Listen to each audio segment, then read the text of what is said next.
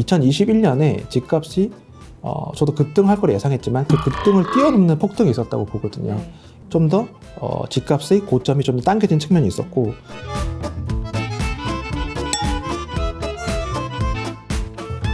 약간 그 집값이 앞으로 오를 것이라는 전망이 있을 때 부동산이 흘러 들어갈 수 있는데,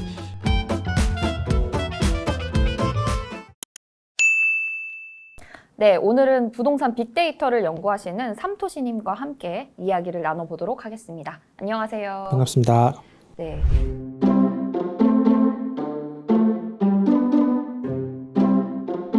어, 2023년 전후를 중장기 고점이라고 이전에는 책에서도 쓰셨는데 고점이 빨리 온 것 같다, 전망이 틀린 것 같다고 솔직하게 인정을 해 주셨는데 인정하게 된 계기가 무엇인지 좀 여쭤보고 싶습니다. 제가 얼마 전에 블로그에서 좀 그 전망이 좀 틀렸다, 고점이 좀 더 당겨진 것 같다라고 말씀드린 이유는, 가장 큰 계기는 이제 2021년에 집값이 저도 급등할 걸 예상했지만 그 급등을 뛰어넘는 폭등이 있었다고 보거든요. 네. 2021년 서울 아파트 폭등한 수준이 2006년 이래 최대 수준이었습니다. 21년 집값이 너무 급등을 하면서 오버슈팅하면서 좀 더 집값의 고점이 좀 더 당겨진 측면이 있었고, 참고로 제가 집값의 버블 수준을 판단하는 데이터 중에 하나가 주택구입부담지수거든요. 주택구입부담지수가 전 고점이 164였습니다. 164가 어느 정도냐면 서울의 중위소득 가구가 서울의 중위 가격 주택을 살 때 소득의 41%를 이제 주택담보대출 원리금 상환에 쓰는 수준이 전고점이었는데, 2022년 1분기 기준으로는 그 수준이 55%를 넘어서게 됩니다. 네. 그러니까 전고점을 훌쩍 뛰어넘는 그 소득 대비 원리금 상환 부담이 됐기 때문에, 그런 측면에서 봤을 때 이제 수요층이 이제 급격히 감소를 한다고 봤고요. 참고로 또 오버슈팅하는 또 하나의 예는, 많은 분들이 이제 돈이 많이 풀리고 있기 때문에 집값이 계속 오른다는 말씀을 하시지만, 실제 이제 가계 부문에 풀린 통화량과 집값 상승 속도를 봤을 때 2020년 하반기 이후는 통화량보다 집값이 훨씬 많이 오른 게 확인됐거든요. 따라서 돈이 풀린 것 대비해서도 집값이 더 많이 올랐다. 그런 두 가지 측면에서 봤을 때 고점이 당겨지는 계기가 되었다, 이렇게 좀 판단을 했습니다.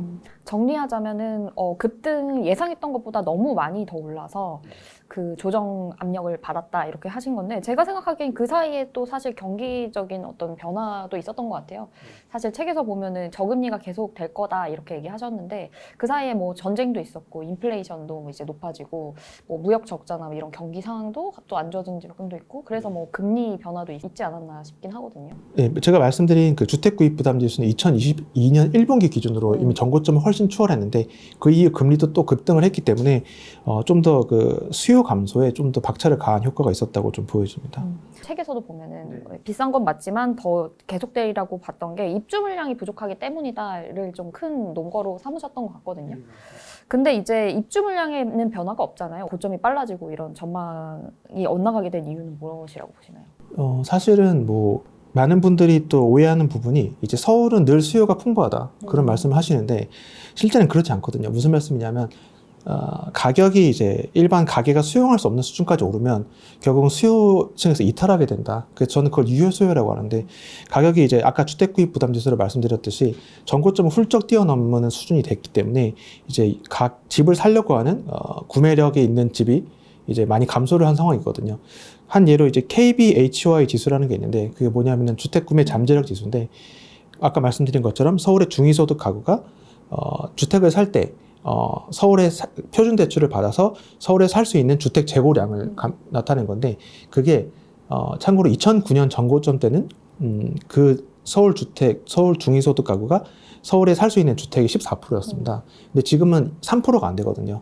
그러니까 서울의 중간소득 가구가 살 수 있는 집이 없다는 뜻입니다. 그러니까 그만큼 집값이 많이 올랐고 금리가 올랐기 때문에 그러한 유효 수요 이탈이 좀 발생한 측면이 좀 입주 물량 부족에도 불구하고 집값 상승이 멈추게 된 요인이라고 좀 판단을 하고 있습니다. 네, 그래서 보면은 입주 물량이 때에 따라서는 영향이 크지 않은 것 같다는 생각도 좀 요즘에는 들더라고요. 사실 그 이명박 정부 때 서울 집값이 많이 떨어졌잖아요, 수도권이. 그때 사실 입주 물량이 많지가 않았거든요. 근데 집값이 떨어진 건 그때도 마찬가지로 1999년부터 2008년까지 집값이 장기간 상승하면서 이제 집값이 가게가 수용할 수 없는 수준까지 올랐기 때문에 서울의 입주 물량이 그리 많지 않았음에도 불구하고 집값이 이제 가계가 수용할 수 없는 수준까지 올라서 이제 집값이 떨어졌던 게 이명박 정부 때도 확인이 되고 있습니다. 책을 또 읽어보니까 다양한 어떤 원인을 근거를 기준으로 이제 분석을 하셨는데 정말 전망하기가 어려울 것 같다는 생각이 들더라고요. 이게 경기도 갑자기 확 바뀌어버리고 매수 심리도 갑자기 확 꺾여버리는 것 같고.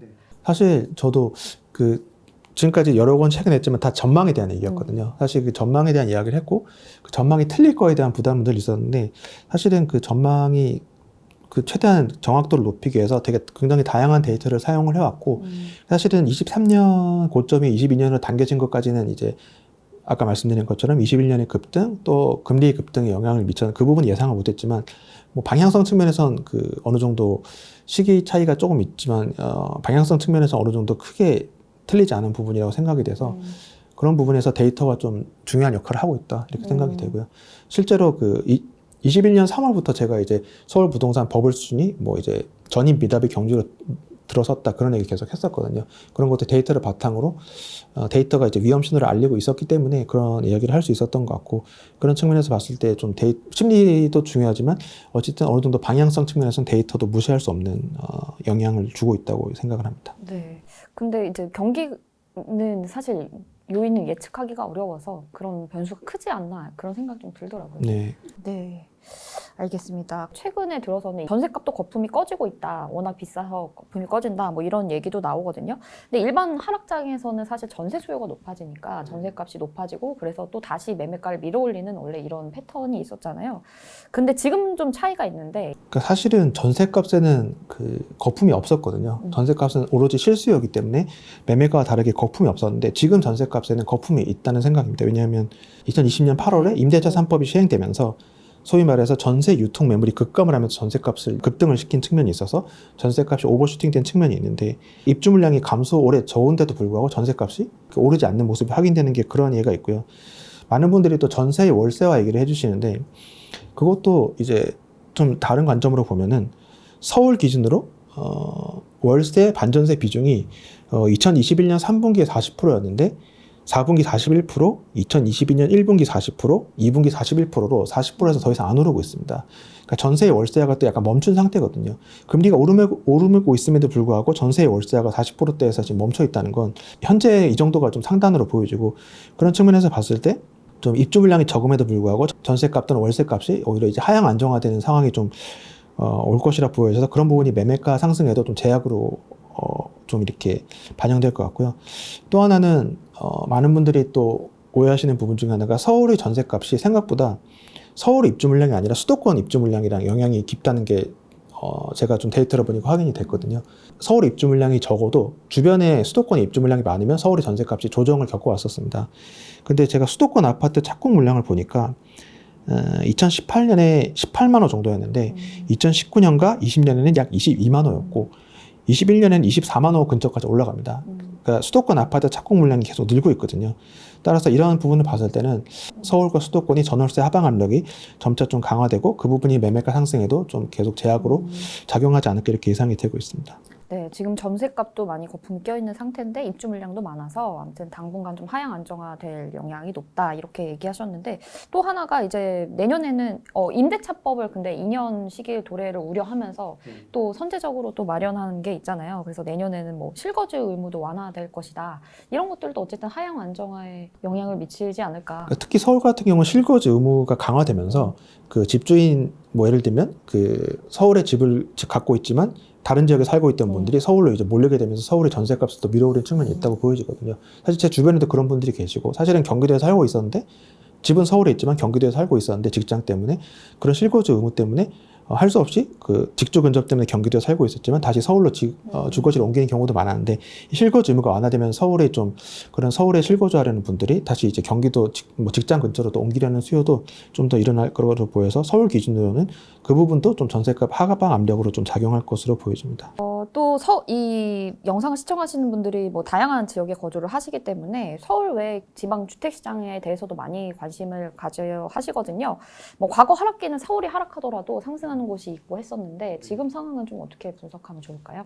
과거에 이제 2009년부터 13년까지 서울이 떨어질 때는 이제 지방이 많이 올랐는데 그때 사실은 그 전에 이제 2002년부터 2009년까지를 보면은 KB 지수 기준으로 서울은 이제 112%가 올랐는데 광역시는 이제 47%가 올랐습니다. 그러니까 서울이 훨씬 많이 올랐는데 네.